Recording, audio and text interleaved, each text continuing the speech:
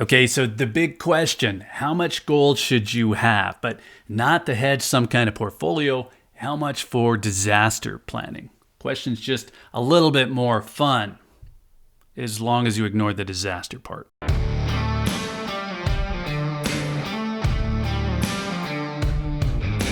In early 2020, I started this channel up. I figured that maybe I'd give some people some quick tips on buying gold. Now, I wasn't coming at that idea from one single angle, but because we were looking at the possibility of a global pandemic, I started off with the idea of planning for a possible bad situation. I give a case for having 3 ounces of gold. 3 because it dovetails with the idea of having 3 to 6 months of expenses in savings. Gold because it has a set price anywhere in the world. And if you know a little bit about it, it's relatively easy to convert to cash. Now, since then, I've been talking more about bigger things, longer term savings in gold, savings that stack up well beyond those 3 ounces. And you really can't get into that broader topic without considering individual considerations like age or financial standing.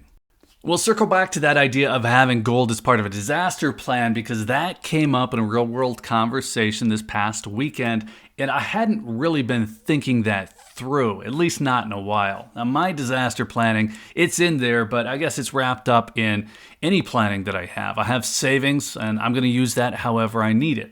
But this question was coming from somebody interested in owning some gold for the big game. Some kind of Red Dawn type disaster. And that's a different question than the one that you'd ask your financial advisor.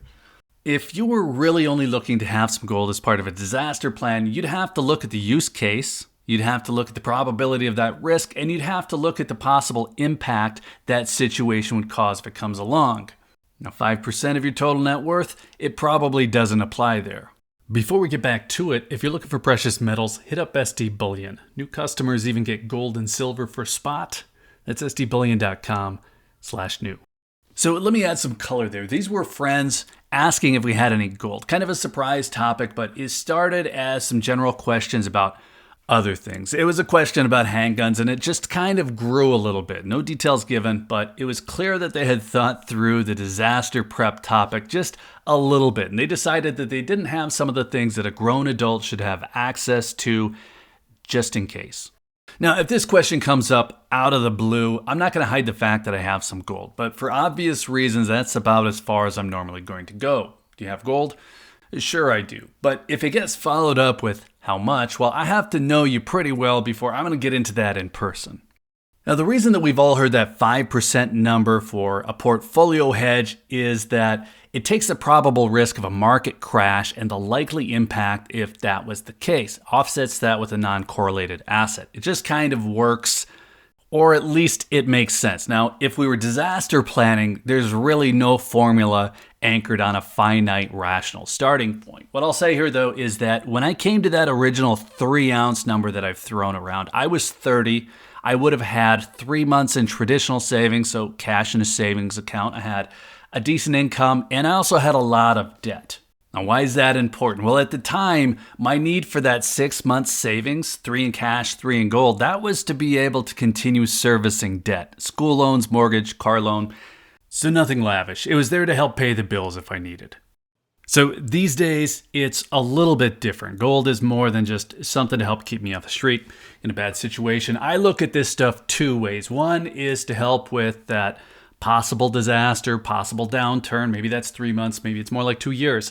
And the other is about locking in longer term savings. So locking in wealth, as they say. Now, I enjoy gold. That helps me save more. And there are other positives in saving in gold also. There's estate planning angles in there, but I'm not going to get into that here. I'm just pointing out different use cases.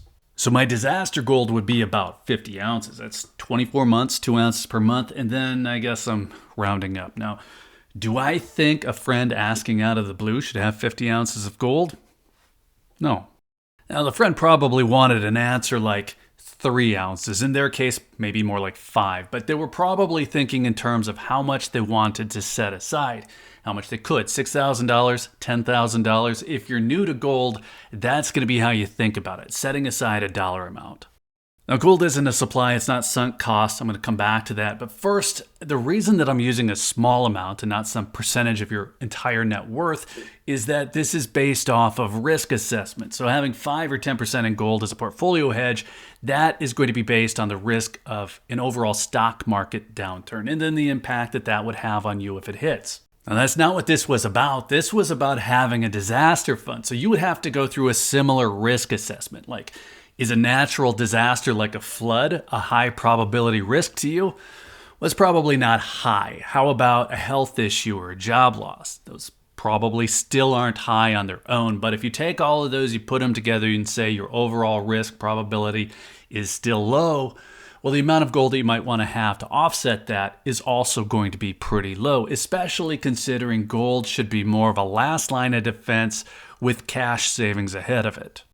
So this isn't how much gold you should have. This is how much you might want if the wheels on the bus fall off. I didn't get very far into it in that conversation because it was an offhand thing. But if you're here, it isn't offhand. You're probably actually thinking this through. So something that I think is important to mention is that gold is not a disaster supply. That's what I meant when I said it's not a sunk cost. It's not just something to have on a list of things that you might want in that world gone crazy scenario. So if you put $6,000 into gold, you aren't spending money on it, you're converting it.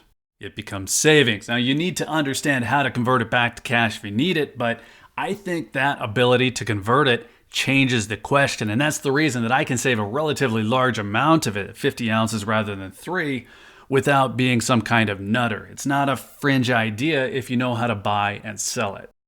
So if you never plan to sell your gold, now that doesn't mean that you're a nut. I mean, maybe you are, you get to decide for yourself. But the reason for the video is to make that distinction between hedging a portfolio, coming up with some kind of 5 or 10% of your net worth, or hedging an event. Dogs and cats living together, mass hysteria. The amount is going to be very different in either case if you limit the use. So the quick answer to how much gold you need in an emergency fund, it might be 3 to 5 ounces of gold. It might be nothing. But I think the better answer here is just to think of it differently, not limit it to a single use case. So I never like to make a video and then give a non-answer. That 3 ounces of gold idea, it might seem flip, but to me, it actually does make sense. I like the idea of spending around $500 a month on gold to get to 3 ounces in a year. I liked that when I started out. I just happened to be 30. Now, closer to 50, I'd probably say 5 ounces. And this all, of course, assumes that I'm new to gold. I'm not where I'm at right now. Now, this was really just meant to be some quick thoughts. There are reasons that I use the numbers that I do, even if they aren't locked into any kind of percentage of net worth. I'm not a financial advisor, so I don't have to use professional formulas. So there it is. Take that for what it's worth. We're just a couple of friends talking out loud.